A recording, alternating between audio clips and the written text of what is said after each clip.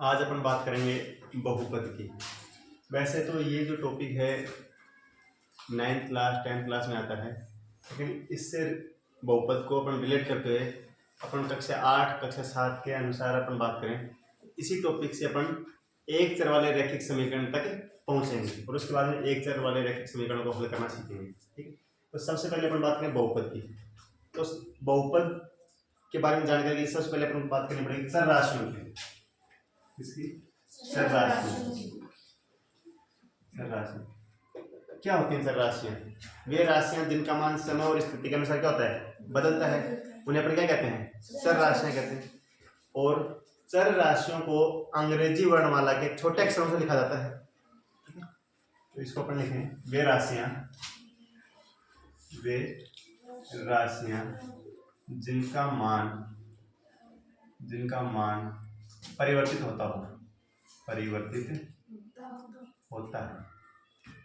वे राशियां जिनका मान परिवर्तित होता है चर राशियां कहलाती हैं। चर राशियां या चर कहलाती हैं।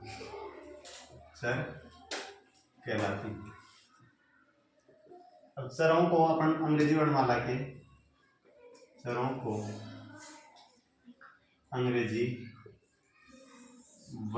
के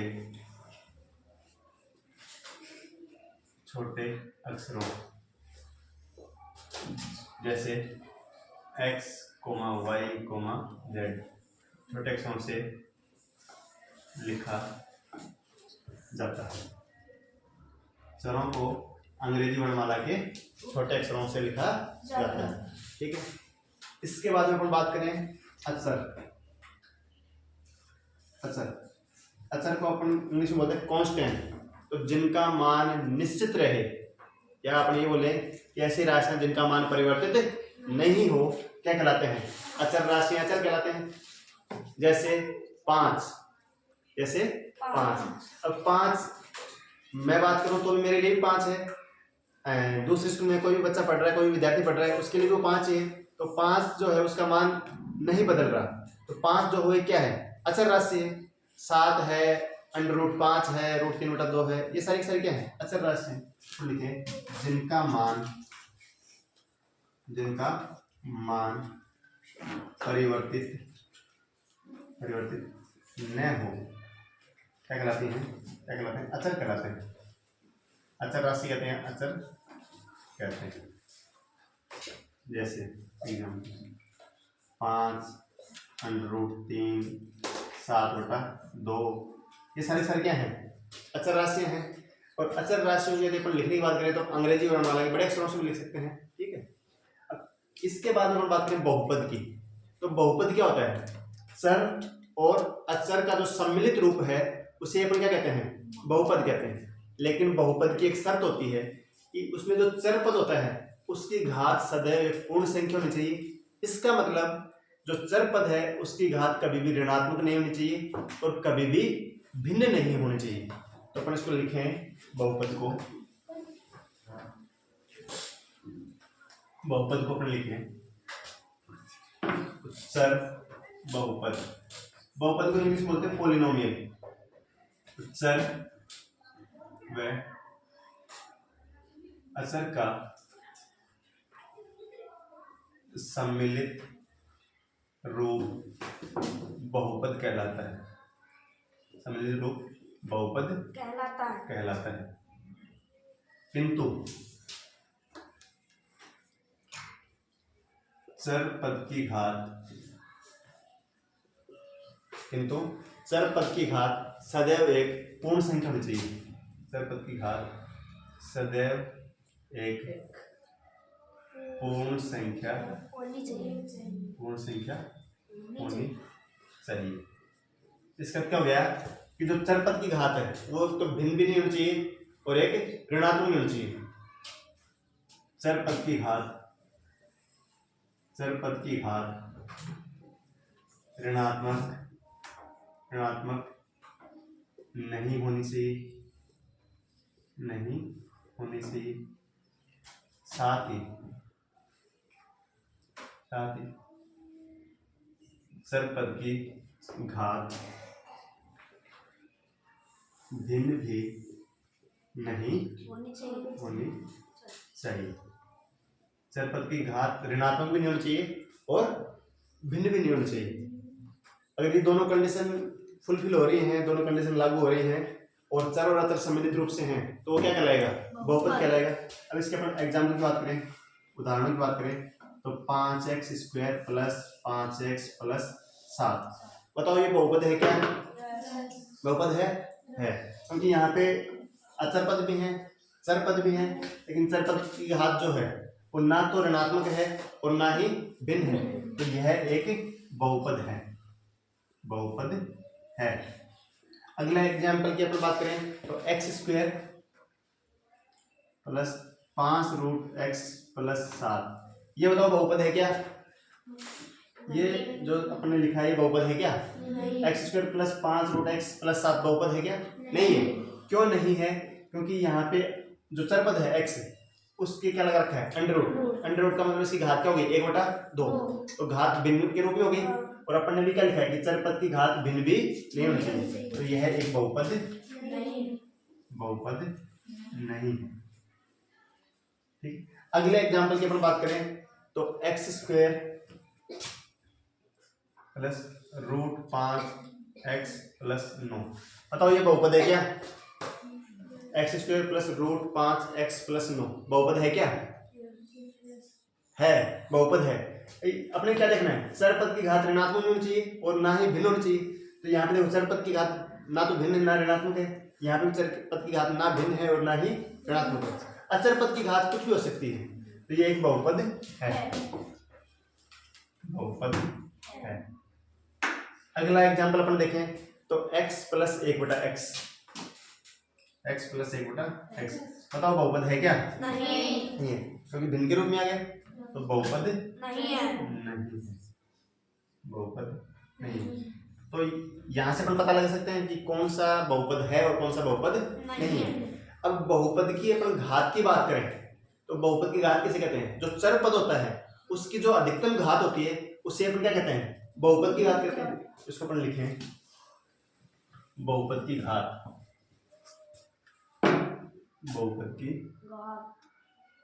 बहुपद की घात, पावर ऑफ ए पॉलिनोमियल। तो अपन इसमें लिखेंगे चर पद की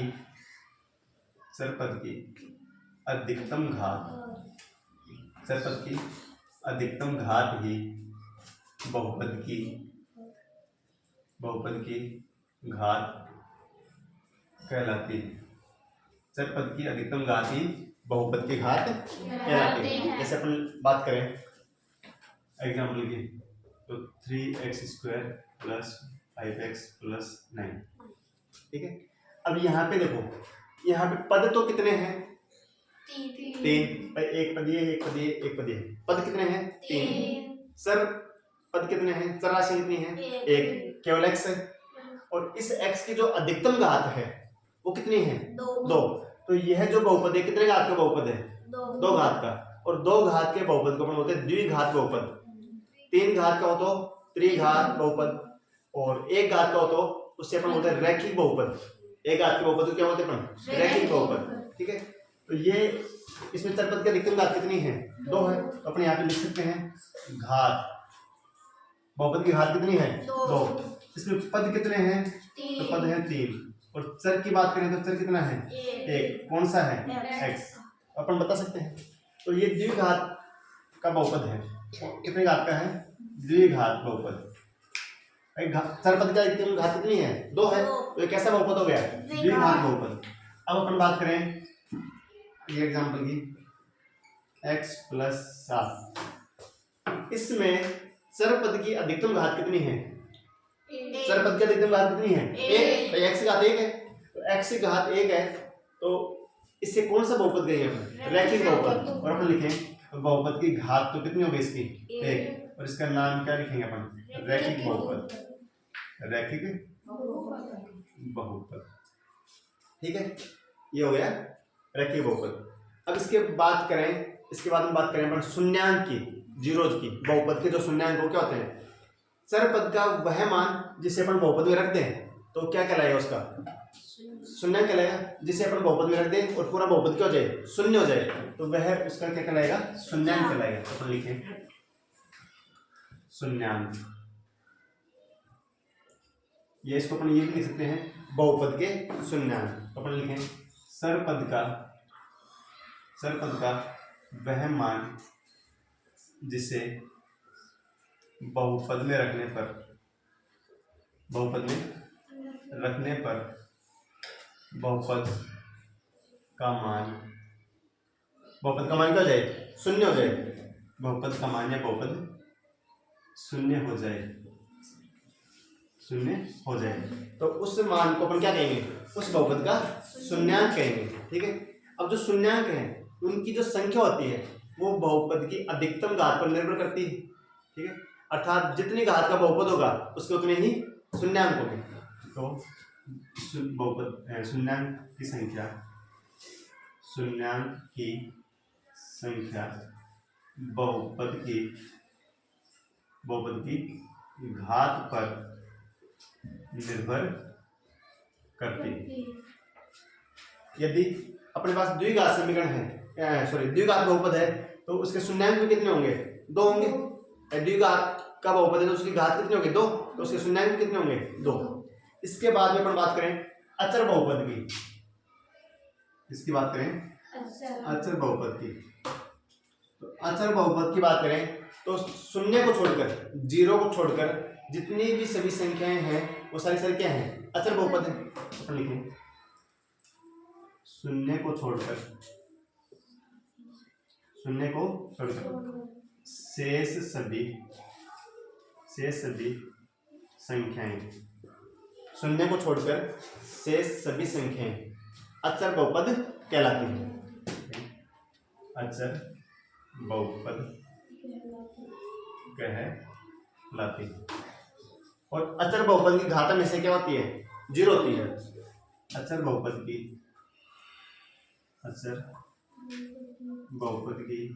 घात सदैव 0 या 0 होती है। अचर बहुपद किसे कहेंगे, 0 को छोड़कर के शेष सभी संख्याएं वो क्या कहलाती हैं, अचर बहुपद। और अचर बहुपद की घात हमेशा क्या होती है, 0 होती है। अब इसके बाद में बात करें अपन शून्य बहुपद की। इसकी बात करें शून्य बहुपद। तो शून्य का जैसे नाम ही पता है, इसमें नाम दे रखा है शून्य बहुपद, तो बहुपद भी कैसा होगा, शून्य बहुपद। शून्य को ही क्या कहते हैं अपन, शून्य बहुपद। शून्य को ही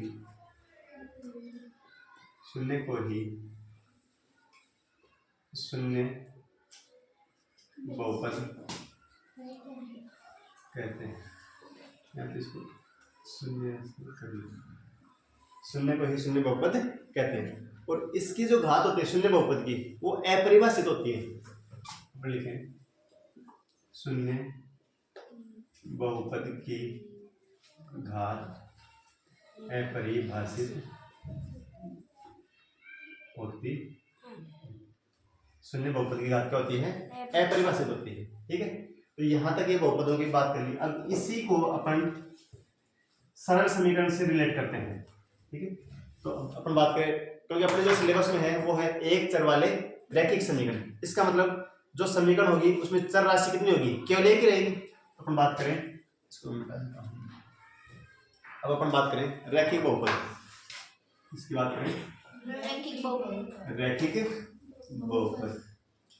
तो रैखिक बहुपद किसे कहेंगे, बहुपद जिसकी घात क्या हो, 1 हो, तो उसे क्या कहेंगे, रैखिक बहुपद जिसकी घात 1 हो, उसे क्या कहेंगे, 1 हो, रैखिक बहुपद कहलाता है। ठीक है। जैसे अपन एग्जाम्पल की बात करें x + 7, तो ये एक रैखिक बहुपद है। अब आपको मैं बताऊं या आप सरल समीकरण की बात करें तो सरल समीकरण और बहुपद में क्या अंतर है, इसको अपन लिखें तो इसका जो जनरल फॉर्म है उसको अपन लिखेंगे ax + b। ये रैखिक बहुपद का एक जनरल फॉर्म है, सामान्य रूप है। अब समीकरण में और बहुपद में क्या फर्क होता है, देखो बहुपद में यहाँ पे कोई भी बराबर का चिन्ह नहीं है। जबकि समीकरण की बात करें तो समीकरण में बराबर का चिन्ह, इक्वल साइन, जिसको अपन बोलते हैं समता चिन्ह, वो आता है। तो इसको यदि अपन समीकरण बनाए तो रैखिक बहुपद है भी, तो इसको समीकरण में बदलने के लिए अपन क्या करेंगे, इसके बराबर में कोई भी दूसरा बहुपद या कोई भी संख्या लिख देंगे तो रैखिक बहुपद किसमें बदल जाएगा, सरल समीकरण में या एक चर वाले रैखिक समीकरण में। तो अपन लिखें, इसमें लिखें, ये तो इसका बहुपद का सामान्य रूप हो गया। लिखें अपन समीकरण में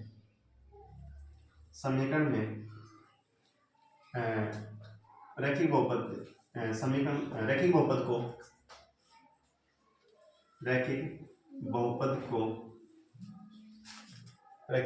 को समीकरण बनाने के लिए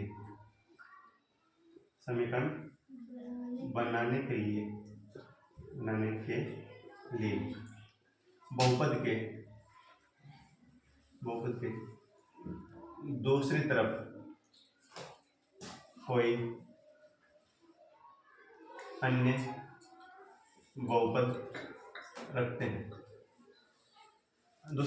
बहुपद रखते हैं, तो फिर वो किसमें बदल जाएगा, बहुपद रखते हैं, जिससे लिखने की जरूरत नहीं है।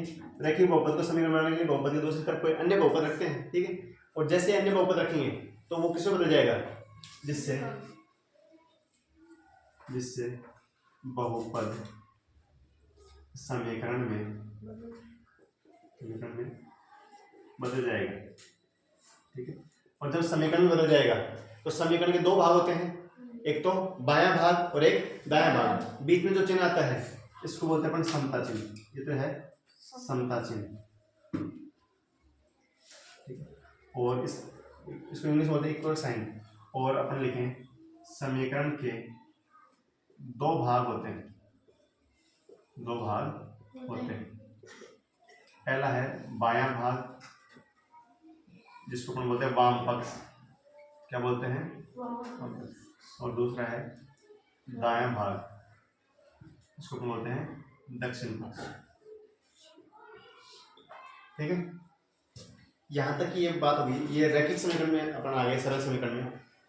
अब इसकी बात करें तो सरल समीकरण को जब अपन हल करेंगे तो हल करने का तरीका क्या होता है, चर पदों को एक तरफ रखो, अचर पदों को एक तरफ रखो, तो जो चर राशियां हैं उनका मान अपन आसानी से निकाल सकते हैं। अब इसके एग्जाम्पल की बात करें तो सबसे पहला जो एग्जाम्पल है उसको लिखते हैं, ये है अपने पास 3x बराबर 2x प्लस 18।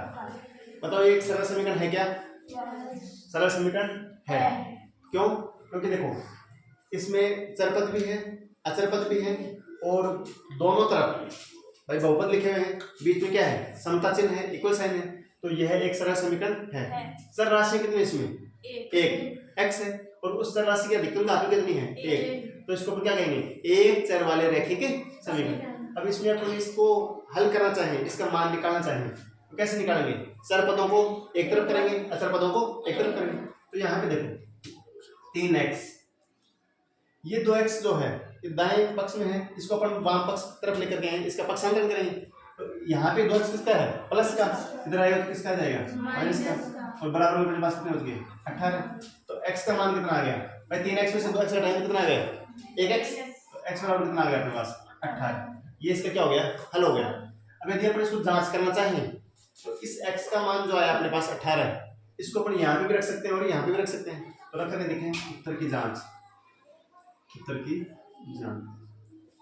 कैसे करेंगे, x का जो मान है उसको अपन समीकरण में रखें, 3 गुना 18 बराबर 2 गुना 18 प्लस 18, 18 3 से गुणा कितना आएगा 54, 18 2 से गुणा तो 36 और पहले से कितना है 18, 54 बराबर 54। इसका मतलब अपने जो आंसर निकाला है वो क्या है, सही है, क्योंकि यहाँ पे समीकरण का जो आंसर है, जो दक्षिण पक्ष और जो वाम पक्ष है, वो दोनों क्या है, बराबर है। तो समीकरण का जो मान आया, x का जो मान आया वो क्या अपना सही है।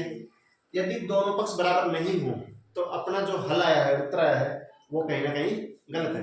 अगले एग्जाम्पल की बात करें तो नेक्स्ट एग्जाम्पल है 5x प्लस 9, इसको अपन लिखे 5 प्लस 3x, 5 प्लस 3x। तो इसको अपन पक्षांतर में देखो चर पदों एक तरफ करेंगे, तो यहाँ का है 5x माइनस 3x प्लस 9 बराबर 5। अब ये जो अचर पद है 9, इसको अपन इधर लेकर जाएंगे पक्षांतरण करें, तो यहाँ पे बच गया 5x माइनस 3x बराबर 5 माइनस का 9। अब 5x में से 3x कम घटाएंगे अपन तो कितना आएगा 2x बराबर 5 में से माइनस के 9 घटाएंगे तो माइनस का 4। अब देखो 2x बराबर माइनस का 4, लेकिन अपने को मान किसका निकालना है x का, तो x के गुणा में क्या है 2, यहाँ पे गुणा में तो इसको इधर भेजेंगे अपन पक्षांतरण करेंगे तो किस हो जाएगा भाग में, अपन लिखें x बराबर माइनस 4/2, तो ये कट गया 2 बार, तो x बराबर क्या आ गया माइनस का 2। ये इसका क्या हो गया हल हो गया। अब यदि इसके उत्तर की जांच करें तो x का मान अपन समीकरण इसमें इसको 1 नंबर दे दें तो समीकरण 1 पर रखें, तो समीकरण 1 से ये हो गया 5 गुणा -2 प्लस 9 बराबर 5 प्लस 3 गुणा -2, तो 5 को -2 से गुणा करेंगे माइनस का 10 प्लस का 9 और 5 3 को -2 से गुणा करेंगे कितना है माइनस का 6। अब माइनस का 10 प्लस का 9 तो माइनस का 1 बच गया, यहाँ पे प्लस का 5 और माइनस का 6 तो इधर क्या है माइनस का 1। इसका मतलब समीकरण के दोनों पक्ष क्या है बराबर है, तो अपने जो आंसर निकाला वो क्या है अपना सही है। बाकी बात करेंगे नेक्स्ट वीडियो में। Thank you.